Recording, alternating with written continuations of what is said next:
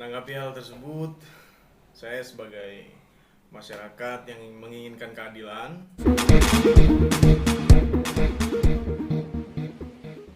Gimana Bang menanggapi kemarin Vicky yang sudah ditahan?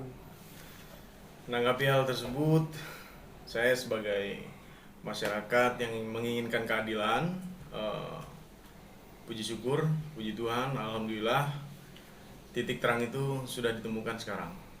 Walaupun sebelumnya sudah ada penetapan tersangka dari pihak kepolisian dan berkasnya naik dan harus disidangkan di pengadilan. Dan ini merupakan satu tindak pelanggaran hukum pidana, yaitu fitnah melalui ITE yang dilakukan oleh Vicky Prasetyo terhadap saya dan Angel Elga. Tapi melihat dari updatean lu sendiri Bang di Instagram, itu adalah nada yang terdengar mengejek Vicky gitu Bang. Itu seperti apa sih Bang mungkin? Nada yang mana? Bahwasannya ya fitnah ini akhirnya Karena begini,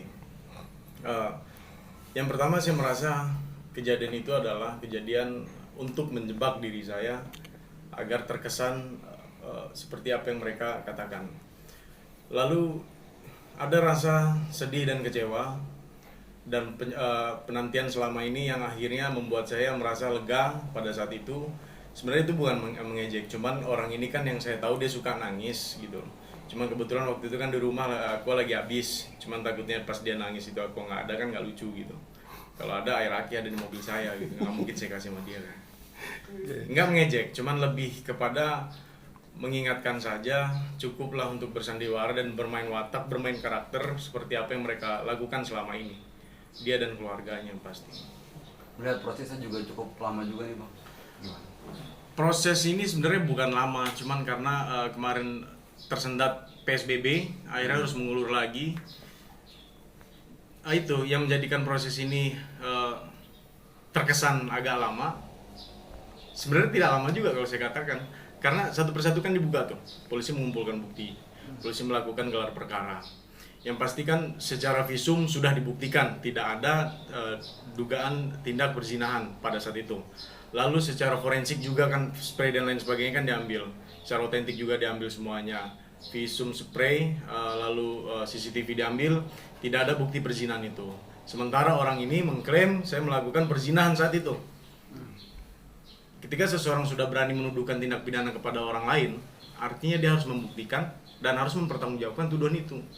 Beda halnya dia mediasi kepada saya, dia yang bisa dibilang musyawarah sama saya, sebenarnya ada apa yang terjadi apa segala macam, itu kan enak komunikasi. Ini kan tidak.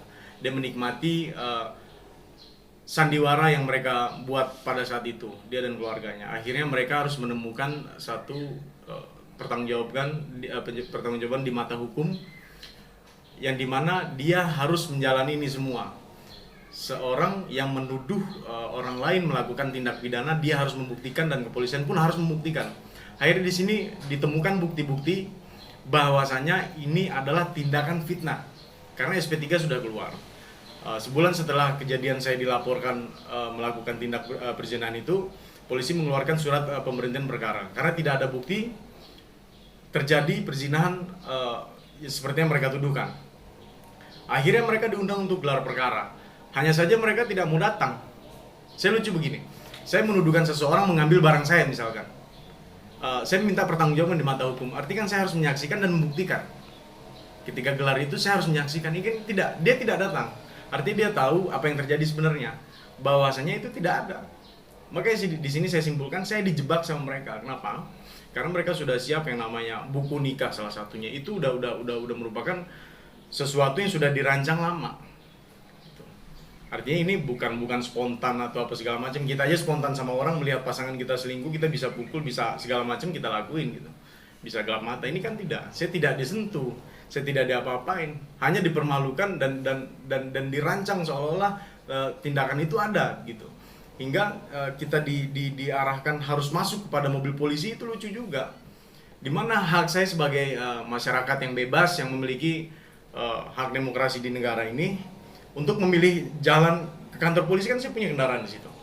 Saya harus naik mobil polisi, artinya kan di sini ada satu penciptaan kondisi, penggiringan opini. Sampai akhirnya saya datang di kantor polisi, itu pun tidak ada laporan apapun. Akhirnya saya di kantin, saya diem, saya bengong. siang baru ada masuk laporan. Artinya kan dia bisa istirahat dulu, dia bisa santai dulu, dia tahu apa yang terjadi. Cuma saja mungkin dia tidak menyangka akan sepanjang ini gitu.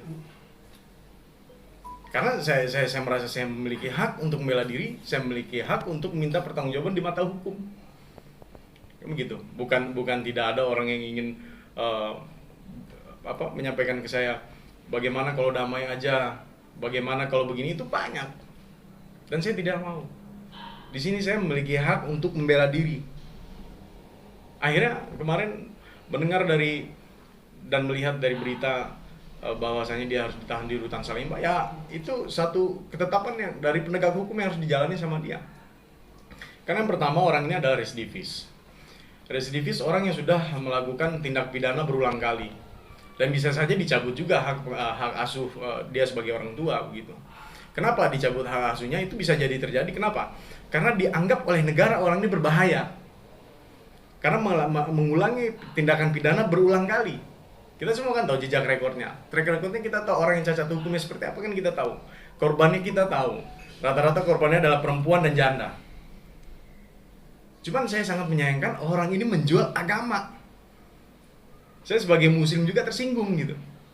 Kenapa kok bisa menuduh orang, memfitnah orang dengan mengatakan Allah membuktikan perzinaan ini, sementara dia berbohong. Saya sebagai muslim tersinggung gitu.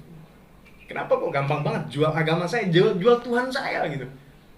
Ini orang ini sehat apa enggak sih? Kalau saya menuduh orang, lu maling, kita harus lihat dulu dia emang maling kan gitu. Barang kita diambil, ini kan enggak.